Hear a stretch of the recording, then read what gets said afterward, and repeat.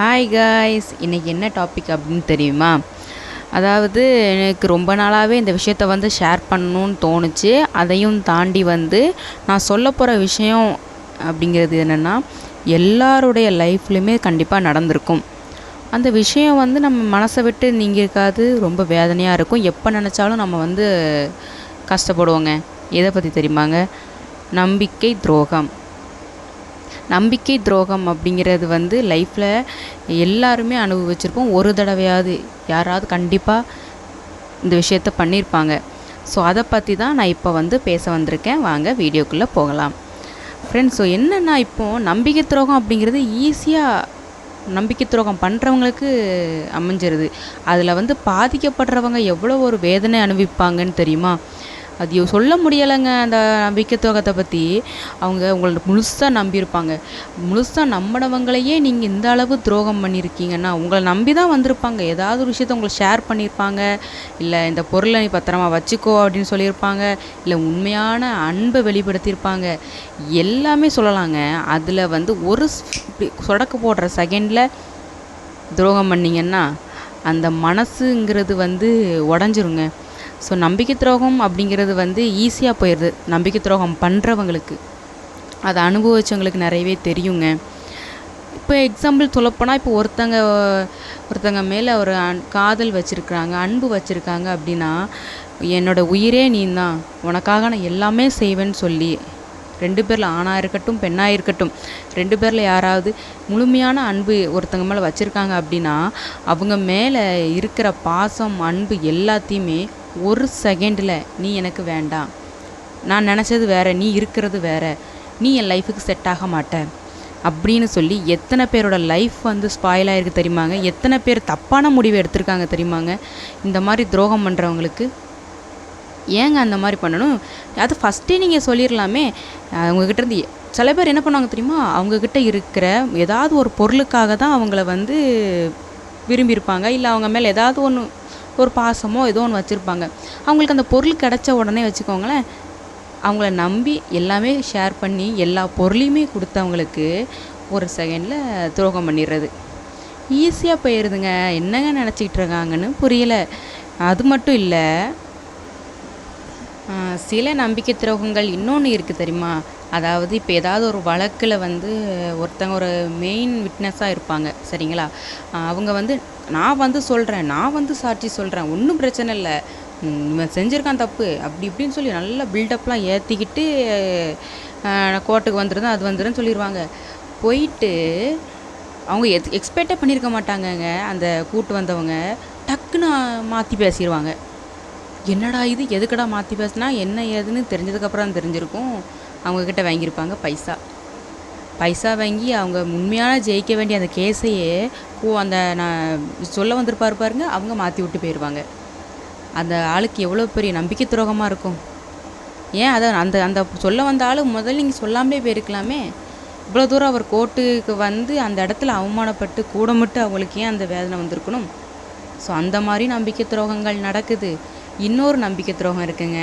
இந்த துரோகங்கள்லையும் தாண்டி பெரிய நம்பிக்கை துரோகம் என்ன தெரியுமா? பெற்றவங்களுக்கு சில பிள்ளைகள் செய்கிற நம்பிக்கை துரோகம். எதை சொல்கிறேன்னா, நான் ஸ்கூலுக்கு போகிறேன், காலேஜுக்கு போகிறேன் அப்படின்னு சொல்லிட்டு போவாங்க. பெற்றவங்க நம்பிக்கையாக தான் பிள்ளைய விடுவாங்க. போயிட்டு வாமா, ஒன்றும் பிரச்சனை இல்லை, உன்னை நம்பி தான் விடுவேன். பெற்றவங்க சொல்ல மாட்டாங்கங்க, பிள்ளைய நம்பி தான் உன்னை விடுறேன், நீ ஸ்கூலுக்கு போன்னு சொல்ல மாட்டாங்க, காலேஜுக்கு போன்னு சொல்ல மாட்டாங்க. அவங்க மனசில் வச்சுருப்பாங்க என் பிள்ளை மேலே இருக்க நம்பிக்கையில். எல்லா பிள்ளைங்களையுமே நான் சொல்லலை, ஒரு சில பேரை. நான் ஸ்கூலுக்கு போகிறேன் காலேஜுக்கு போகிறேன்னு சொல்லிட்டு கடைசியில் பார்த்தீங்கன்னா ஸ்கூலுக்கு போயிருக்க மாட்டாங்க, காலேஜுக்கு போயிருக்க மாட்டாங்க. நல்லா ஊர் சுற்றவும், அங்கே போகவும் இங்கே போகவும் இப்படி தாங்க நடந்துக்கிட்டு இருக்கு. சில அவங்க பெற்றவங்க நினைப்பாங்க, நம்ம பிள்ளை ஸ்கூலுக்கு போயிருக்கா, அங்கே போயிருக்கான், அங்கே ஏதாவது ஒரு அசம்பாதம் ஏதாவது நடந்துச்சுன்னு வச்சுக்கோங்களேன், ஸ்கூல்லேருந்து கால் வரும், இல்லை காலேஜ்லேருந்து கால் வரும், உங்கள் பிள்ளை வரல, இந்த மாதிரி நடந்துச்சு. பெற்றவங்களுக்கு மைண்ட் செட் எப்படிங்க இருக்கும்? என் பிள்ளை மேலே வச்சுருந்த நம்பிக்கை உடஞ்சிட்டு, பெற்றவங்க வச்சுருந்தது இதாகிடுச்சு. பெற்றவங்க பிள்ளைங்க பெற்றவங்களுக்கு செய்கிற பெரிய துரோகம் நம்பிக்கை துரோகம். இதுதான் பெரிய நம்பிக்கை துரோகம். எவ்வளோ ஆசை பாசமாக வளர்த்துருப்பாங்க. அவங்கக்கிட்ட ஒரு வார்த்தையம்மா நான் இந்த மாதிரி நினைக்கிறேன், இந்த மாதிரி செய்கிறேன் அப்படின்னு சொன்னால் என்னங்க நடந்துற போது? அது ஏங்க சொல்ல மாட்டேங்கிறாங்க? பெற்றவங்களுக்கு ஏங்க இவ்வளோ பெரிய துரோகம் பண்ணணும்னு நான் கேட்குறேன். கரெக்டாங்க? அதுக்கப்புறம் பார்த்தீங்கன்னா, இப்போ வந்து 2 பேரும் காதலிச்சு, விரும்பி கல்யாணம் பண்ணிக்கிறாங்க. கல்யாணம் பண்ணிட்டு நல்ல ஒரு லைஃப்பில போய்க்கிட்டு இருக்கு அப்படின்னா, ஒரு குறிப்பிட்ட லைஃப்‌க்கு அப்புறம் கணவனோ, மனைவியோ 2 பேருக்குள்ள வர்ற ஒரு துரோகம்னா என்ன நினைக்கிறீங்க தெரியுமா? நான் நினச்சது உன் வீட்ல அவ்வளோ சொத்து பத்து இருக்கும். நீ அவ்வளோ வசதியானவளா இருப்ப. இல்லன்னா உன்கிட்ட அவ்வளோ ஜுவல்ஸ் இருக்கும். இல்ல ஏதாவது வேலை பார்த்துட்டு இருப்ப. நான் அப்படிலாம் நினச்சு நான் வந்து உன்னைய நான் விரும்பி கல்யாணம் பண்ணியிருப்பேன். இப்போ பார்த்தோன்னா உன்கிட்ட ஒண்ணுமே இல்லையே! நீலாம் எதுக்கு என் லைஃப்ல? நீலாம் எதுக்கு என் லைஃப்ல? நீ தேவையே இல்லையே! நான் அடுத்தவனையோ, அடுத்தவளையோ கல்யாணம் பண்ணிட்டு நான் என் லைஃப்ப நான் பார்த்துப்பேன். நீ உன் லைஃப்ப பார்த்துக்கோ! அப்படின்னு சொல்றதுங்க. ஏங்க அவங்க எவ்வளோ ஒரு ஆசை பாசமா 2 பேருக்குமே நான் சொல்றேன். ஆணுக்கும், பெண்ணுக்கும் தான் சொல்றேன். எவ்வளோ ஒரு ஆசை பாசமா உங்கள நம்பி தான் வந்திருப்பாங்க. சில பேர் பார்த்தீங்கன்னா, விரும்பி தன் பெத்தவங்களையும் எதிர்த்து அ ஓடி போய் கல்யாணம் பண்ணியிருப்பாங்க. அவங்க உங்கள மட்டும் தான் நம்பி வந்திருப்பாங்க. எந்த உறவும் வேண்டான்னு சொல்லி. அப்படிப்பட்டவங்களுக்கே நிறைய பேருக்கு லைஃப்ல நடந்துகிட்டு இருக்கு. நிறைய பேரோட லைஃப்பும் ஸ்பாயில் ஆயிருக்கு. பெத்தவங்க அவங்க மேலே வச்ச நம்பிக்கையும் போய், அதாவது நம்ம ஒரு கணவர் நம்மளுக்கு வேணும், நம்ம ஆசைப்பட்ட ஒரு நபர் நமக்கு வேணும்னு சொல்லி ஓடி வந்தாங்களே உங்கள நம்பி. அவங்களோட நம்பிக்கையும் உங்கள விட்டு போய், ஏங்க அந்த மாரிலாம் நடக்குது? எதுவுமே யோசிச்சு முடிவெடுக்குங்க. துரோகம் பண்ணுறதுங்கிறது எதுலனாலுமே அமைஞ்சிரும். எதுலனாலுமே அமைஞ்சிரும். எதுவுமே யோசிச்சு முடிவெடுத்தா மட்டும்தாங்க தீர்வு கிடைக்கும். ஸோ நம்பிக்கை துரோகம் பண்ணுறது வந்து ஒரு செகண்டு தான். யோசிச்சு பண்ணீங்கன்னா, அது பண்ணவே மாட்டீங்க. அது ஏன் பண்ணணும்? அது ஒரு வேஸ்ட் ஆஃப் டைம். நல்லதே நினச்சி நல்லதே வாழ்ந்துருமே! அதுதான் நான் சொல்றேன். அப்போ அது மட்டும் இல்லைங்க. சில பேருக்கு இப்படியும் கூட நம்பிக்கை துரோகம் நடக்கும். எப்படி தெரியுமா? சில பேர் பல வருஷமா சேர்த்து வச்சுருப்பாங்க. தன்னுடைய பணத்தையும், நகையையும் சேர்த்து வச்சு அதை அடமானம் வச்சு ஒரு ஒரு இடமோ, ஒரு நகையோ, பொருளோ ஏதாவது ஒன்று வாங்கணும்னு சொல்லி தான் வச்சுருப்பாங்க. இப்போ அந்த இடத்துக்கு போய் அவங்க பொருளையும், நகையோ, இடமோ ஏதோ ஒன்று வாங்கிட்டு வருவாங்க. வாங்கிட்டு வந்ததுக்கப்புறம் கொஞ்ச நாளுக்கு அப்புறம் தான் தெரியும், இது அவங்க வாங்கினது ஒரிஜினலே பொருளாக இருக்காது. இல்லை அந்த இடம் அவங்களோட இடமாவே இருக்காது. இதில் எந்தாவது ஒரு மிஸ்டேக் பண்ணி ஏமாத்திருவானுங்க. அது எவ்வளோ பெரிய அவங்க வாழ்வாதாரத்தையே டவுன் ஆக்கிருங்க. அது ஒரு பெரிய நம்பிக்கை துரோகம். அவங்க டோட்டல் ஃபேமிலியுமே பண்ணிடுவாங்க. இதுதான் நடக்கும். அப்புறம் இன்னொன்று சொல்கிறேங்க, எங்களுடைய லைஃப்பில் நடந்த ஒரு பெரிய துரோகம் அப்படிங்கிறது நான் உங்ககிட்ட ஷேர் பண்ணணும் அப்படின்னு நான் நினைக்கிறேன். நான் தான் சொன்னேனேங்க, எல்லார் லைஃப்லேயும் ஒவ்வொரு நம்பிக்கை துரோகம் அப்படி நடந்திருக்கும் அப்படின்னு. அதனால தான் நான் இந்த விஷயத்த நான் உங்ககிட்ட ஷேர் பண்ணணும்னு நினைக்கிறேன். அதாவது எனக்கு நடக்கலை, என் அப்பாவுக்கு. இப்போ என் அப்பா தவறிட்டாங்க. அந்த விஷயத்துக்காகவே எங்கள் அப்பா தவறுனாங்க. என் மனசில் அவ்வளோ ஒரு வேதனை இருந்துச்சு. என்ன காரணம் தெரியுமா? எங்கள் அப்பாவோட ஃப்ரெண்டுங்க. எங்கள் அப்பாவோட ஃப்ரெண்டு வந்து என்ன பண்ணார், அண்ணன், எங்கள் அப்பாவை அண்ணன் தான் கூப்பிடுவாங்க. அண்ணன், எனக்கு ஒரு 5 லட்ச ரூபா தேவைப்படுது அண்ணே. இப்படி நான் ஒரு கார் எடுத்து நான் அப்படி வண்டி ஓட்டிக்கிட்டு நான் என் தொழிலை பார்த்துக்கிடுவேன். நான் கொஞ்சம் கொஞ்சமாக இந்த பைசாவை நான் வந்து 5 லட்ச ரூபாயை நான் கொடுத்துட்றேண்ணே அப்படின்னாங்க. எங்கள் அப்பா என்ன பண்ணாங்க, அப்படியா தம்பி, ஒன்றும் பிரச்சனை இல்லைப்பா, நல்ல விஷயந்தான். ஆனால் என்கிட்ட பைசா இல்லை, வீட்டில் இருந்த நகையை நான் வச்சு நான் பைசா தரேன்ப்பா.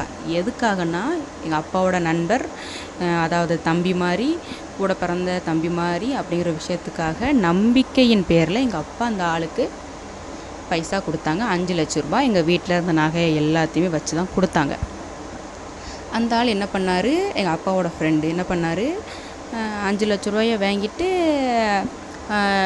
அண்ணே நான் அப்படி வந்து இந்த இடத்துல இந்த ஊரில் இருக்கேன், நான் காரை எடுத்துட்டேன், வண்டி ஓட்டிகிட்டு இருக்கோம்னே, இப்போ பேய்கிட்டு இருக்கு அப்படின்னு சொல்லி 2 மாதமாக கொஞ்சம் கொஞ்சமாக பைசா கொடுத்துருக்காரு.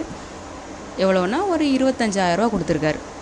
2 மாதத்துல இவர் 25,000 தான் கொடுத்துருக்காரு. கொடுத்ததுக்கப்புறம் சரி நம்பிக்கை வந்துருச்சுல்ல, அதாவது தம்பியாக இருந்தாலும், அதாவது ஃப்ரெண்டாக இருந்தாலும் அவர் கொடுக்குறாருன்னு எங்கள் அப்பா நினைக்கல. சரி பைசா தான் எப்படினாலும் தந்துடுவார், மாதம் மாதம் தந்துடுவார் அப்படின்னு எங்கள் அப்பா நினச்சிருக்காங்க. கடைசியாக ஒரு 3 மாதம் தாண்டுது.